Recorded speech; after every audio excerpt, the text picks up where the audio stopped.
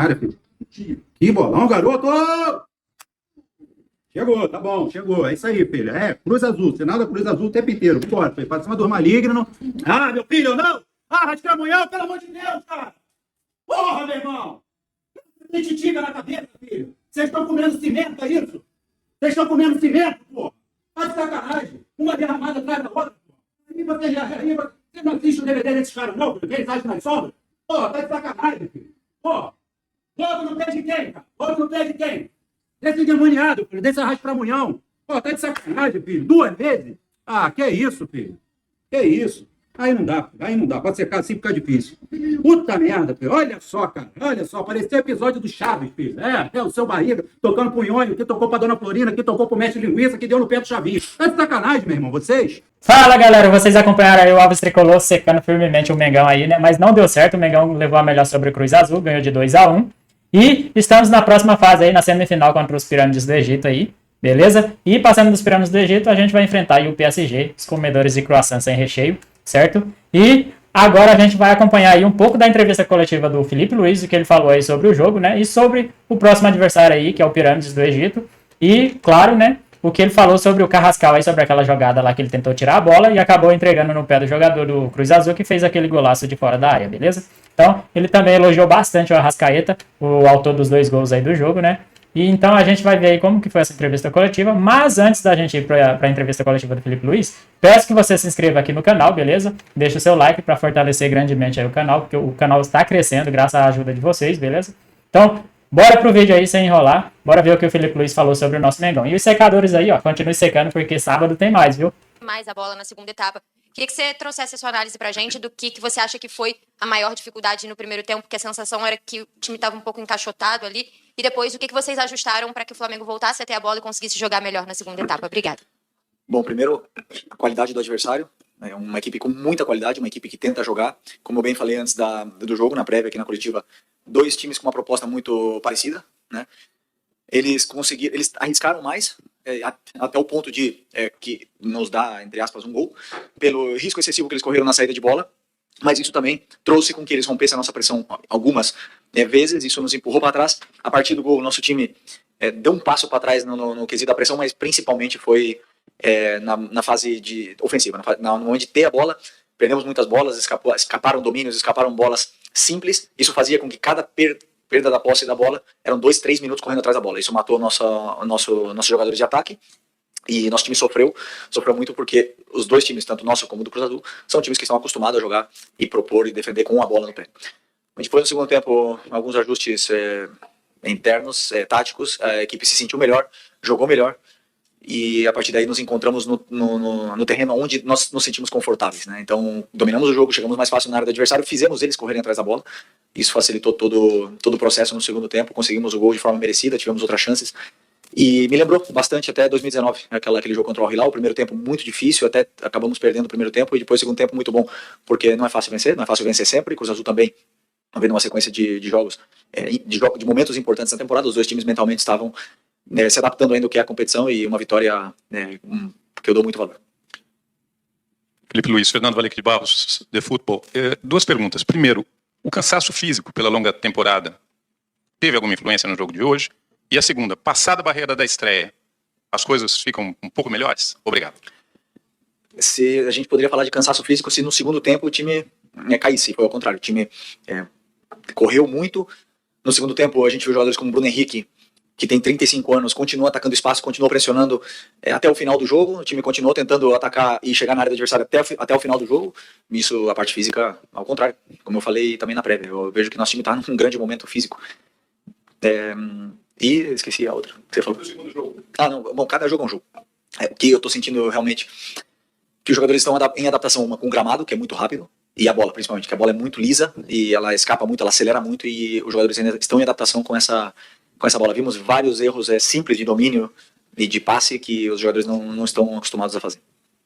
Normalmente eu estudo o adversário a partir de amanhã, falando especificamente do Pirâmides, mas para uma equipe ganhar do Al-Ahly de 3-1 é porque é uma equipe forte, sólida, com certeza. Já pedi informação para meus analistas, e eles falaram que é um time que tem um poder ofensivo muito forte, um atacante que ataca muito o espaço, e uma fase defensiva com muita força física. Então não temos dúvida que para ser semifinalista do Campeonato Intercontinental é uma equipe muito forte. Felipe, Simon Ledo, do Coluna do Fla. A minha dúvida é, a gente sabe que o time do Flamengo costuma sair jogando, mesmo sob pressão, né? Não dá bicão, não chuta a bola pro lado. E hoje, naquela bola ali onde o Cruz Azul pressionou, o Carrascal acabou falhando e dando uma assistência para o adversário. Você encara isso como um lance natural de jogo, que eles tendem a continuar assim, ou é algo que você cobra dos jogadores que, em situações de maior pressão, assim, isolem a bola se necessário e não tentem sair de forma mais técnica da jogada? Não, o Flamengo não sempre joga curto, não tenta sempre sair jogando. O adversário, ele escolhe o tipo de pressão que ele vem fazer e todo tipo de pressão ele gera espaços. Então, se você vai pressionar com marcação individual, com certeza o espaço não está dentro da sua área, está nas costas da defesa deles. Então, os jogadores têm que identificar aonde está o espaço, ocupar bem o espaço. Esse é meu trabalho, eu tento passar para eles. E quando não tem espaço, o espaço está nas costas. É claro que precisamos de jogadores de profundidade para tentar vencer essa pressão alta do adversário. No lance do Carrascal foi uma infelicidade, ele tentou tirar, a bola acabou ficando ali. Eu valorizo muito mais o esforço que ele fez para defender até dentro da área do que realmente ter tirado a bola errado. Isso aí acontece. Eu estou, sinceramente, muito feliz com o esforço. A primeira qualidade que esse jogador tem, um jogador espetacular. Cada vez que joga, deixa detalhes técnicos únicos, e depois, principalmente, a forma que ele está involucrado defensivamente é o que mais me agrada. Esses erros aí, eles podem acontecer, a única coisa é que temos que estar preparado para, se um dia acontecer, não acabar em gol. Mas também o adversário tem mérito, acertar um chute fora da área é mérito do adversário. Vamos lá, Letícia. Felipe, Letícia Marques do GE aqui. Queria falar um pouquinho da escalação. Você utilizou uma escalação muito parecida que você usou na final da Libertadores, também no jogo contra o Ceará no Campeonato Brasileiro. A única mudança é o Léo Ortiz, né? Ele estava quase 2 meses desde que ele teve a lesão. A gente conversou com ele numa exclusiva essa semana e ele falou um pouco de como a lesão se agravou, que a gente já debateu aqui em outros momentos, e como ele vai precisar se readaptar também em questão de se tiver algum incômodo, enfim. Queria saber a sua decisão entre o Ortiz e o Danilo, como é que foi para essa escalação, um motivo? Você conversou com o Ortiz? Porque eu lembro que na final da Libertadores ele chegou a falar que vocês tiveram uma conversa e ele passou para você como ele se sentia, que não estava 100%. E queria saber em cima de hoje, assim, qual foi a sua decisão? Como foi a sua decisão, desculpa? Minha decisão para hoje foi que o Ortiz está recuperado, jogou a temporada praticamente inteira, jogou mais de 50 jogos, fez uma temporada espetacular, nível seleção brasileira. Foi Léo Ortiz, junto com os laterais, e o Danilo, foram a defesa menos vazada do Campeonato Brasileiro, de todas as competições. É uma defesa sólida, muito forte, e eu acreditava que era um jogo que o Léo Ortiz merecia jogar esse jogo de hoje. Ele está bem, ele voltou de lesão, ele recuperou, e eu entendia que era um jogo para ele. Mas o bom é que tem o Danilo preparado para se precisar entrar, e também se ele precisar jogar o próximo jogo, ele está à disposição, além do grande líder e hoje ídolo eterno, que ele se tornou depois do que aconteceu na final da Libertadores, está sempre para ajudar a equipe e o grupo. Você falou do Danilo, né, que virou um ídolo eterno, e eu queria perguntar do Arrascaeta, porque é impressionante o que ele faz já há alguns anos no Flamengo, e nessa temporada em especial, temporada mais artilheira da vida dele, com 25 gols agora. Primeiro eu queria te perguntar, o papel que você acha que você teve nessa temporada dele, de primeiro dosar a minutagem, depois mudar um pouquinho, às vezes, o posicionamento dele, e o quão feliz você fica dele chegar no final do ano, com esse ano mais especial da carreira dele. E por último, eu queria te perguntar como é para vocês jogarem com um estádio um pouquinho mais vazio do que o Flamengo está acostumado a jogar, né? Apenas 7 mil pessoas hoje. No outro dia, o Arrasca estava lá na academia, eu ganho todos os prêmios, né, merecidos, e eu falei para ele, de nada. De nada. Não, mas é simples, é mérito único e total dele. É um cara super concentrado, focado e principalmente ambicioso. Sempre foi, não é que esse ano ele foi mais, não, ele sempre foi ambicioso. Esse ano a equipe toda seguiu a ambição dele. Talvez ele seja o jogador mais ambicioso que eu tenho no elenco. O cara que quer mais e mais, quer conquistar, quer ganhar, não para por aí, quer fazer história, quer continuar fazendo história. Cobra de todos, cobra do clube, cobra da comissão, cobra dos companheiros, e o mérito é única e exclusivamente dele, e eu só tenho simplesmente a sorte de ter vivido a melhor temporada da carreira dele. Sobre o público, estranho, diferente. Talvez tenha alguma ligação aí na bola escapar, pode ser. Vamos ver depois nos vídeos com calma, mas os jogadores estão acostumados a jogar em todos os lugares com estádio lotado, todos os lugares, em casa e fora, então uma pena. Felipe, boa noite. Diego Pose, Flamengo TV. Primeiramente, parabéns pelo título. Valia um título, né? O Derby das Américas e a classificação. Mais um passo rumo a esse sonhado bimundial. É o 5º mundial que o Flamengo disputa, considerando também a Copa de Clubes do meio do ano, né? 81, 2019, 22, no meio do ano nos Estados Unidos, e agora. Você esteve em 4 deles, né? 2 como jogador e 2 como treinador. Você sente que esse mundial é o que o clube chega melhor preparado em termos físicos e também em termos de elenco, já que hoje mesmo o Plato e o Cebolinha entraram muito bem, ajudaram muito no segundo tempo? Bom, eu estava em 19, chegamos muito bem. Perdemos para o Liverpool que mereceu. 23 no caso, né? Foi pós-temporada, pós-pré-temporada. O time chegou fresco e infelizmente fomos eliminados na semifinal com polêmica. E chegamos bem de elenco e de físico também no Mundial. Não, acho que não tem desculpa na parte física, não tem. Tudo foi certo, foi tudo perfeito e agora vai vencer quem é melhor. Não temos a desculpa da parte física. En español, a Manuel Medina de TJ Sports para México e Estados Unidos. Para o México e Estados Unidos, Bein Sports. Felipe, você já falou isso em português um pouco, mas queria te pedir que você fale em espanhol. Como você viu o Cruz Azul, especialmente depois desse presente que deu ao Flamengo no primeiro gol, mas depois tentou se compor de forma ofensiva, conseguiu um gol que deu tranquilidade para o intervalo, mas como é que você viu esse Cruz Azul que tentou lutar e em alguns momentos podemos dizer que foi um pouco superior ao Flamengo? No final vocês ganharam, mas acho que seria legal ouvir você falando em espanhol um pouquinho sobre eles.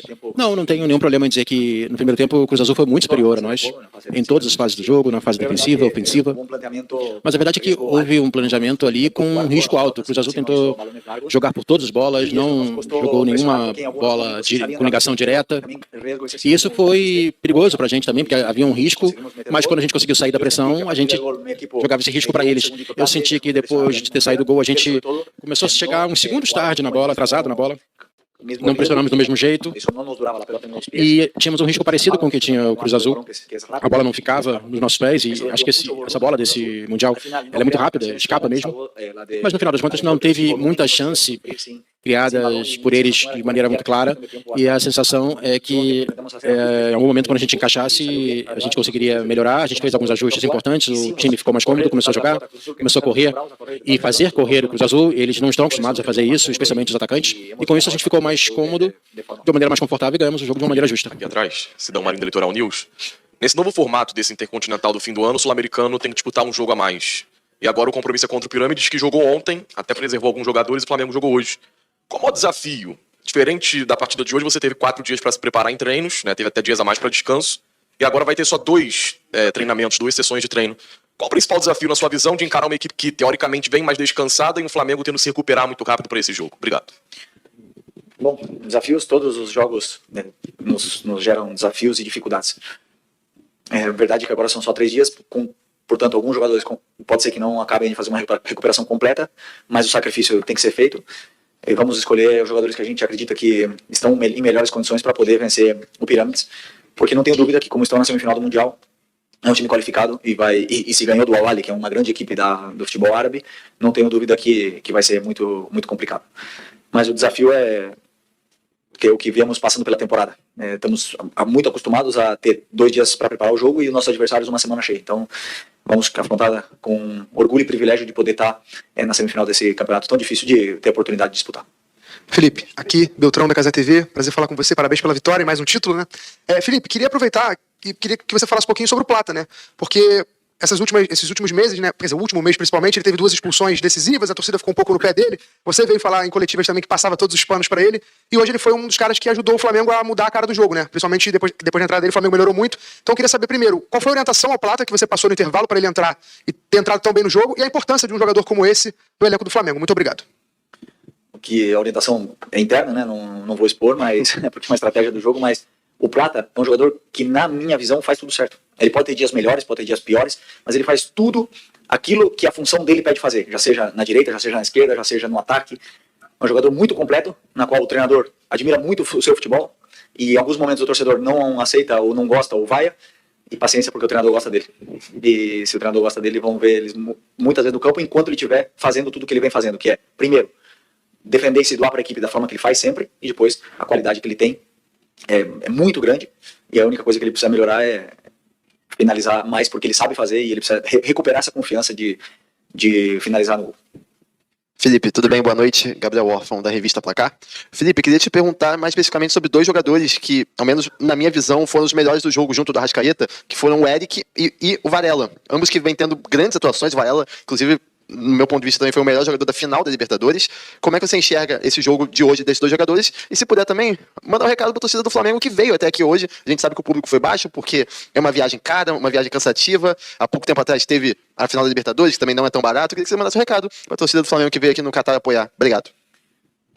Bom, o Varela está num momento de forma excepcional, um jogador muito sólido, seguro, defende de uma forma impecável e com a bola tá vivendo também um grande momento. O Eric é talvez um dos jogadores mais regulares que eu tenha compartilhado o vestiário. Um jogador super disciplinado, disciplinado até no primeiro minuto que começa o treino, na hora de aquecer, ele já para de falar, já leva tudo a sério, e isso depois a gente vê o trabalho dentro do campo dando frutos, né? E é um jogador, como eu já falei 1000 vezes, é o coração da equipe. E recado pro torcedor, eu gosto sempre de passar dentro do campo. As palavras sobram. E eu esqueci a primeira. Sobre a transição. Ok. Sobre a transição, eu tinha muito claro que queria ser treinador quando eu era jogador. Então foi muito fácil, porque eu contei com o apoio da minha família para começar a trabalhar como treinador. O clube me deu uma oportunidade, me abriu as portas e a partir daí é meu dever não decepcioná-los, né? Então, para mim, a transição foi muito fácil. Então, galera, essa aí foi a entrevista coletiva do Felipe Luiz, né? Ele elogiou bastante o Arrascaeta, o Pulgar, o Varela e também o Plata, né? O Plata aí que teve uma sucessão de cartões vermelhos aí, quase fez o Flamengo passar por aperto aí na Libertadores, né? Mas conseguimos vencer e estamos agora na semifinal do Mundial de Clubes aí, beleza? E esperamos que passe para pegar o Paris Saint-Germain na grande final aí na quarta-feira que vem, certo? E a gente trazer essa taça aí pro Rio de Janeiro e pro Brasil, beleza? Então, pessoal, era mais esse vídeo mesmo que eu queria trazer para vocês. Agradecer aí quem assistiu. Espero que vocês curtam aí o vídeo, né? Se inscrevam no canal aí para dar uma força pra gente. E até o próximo vídeo.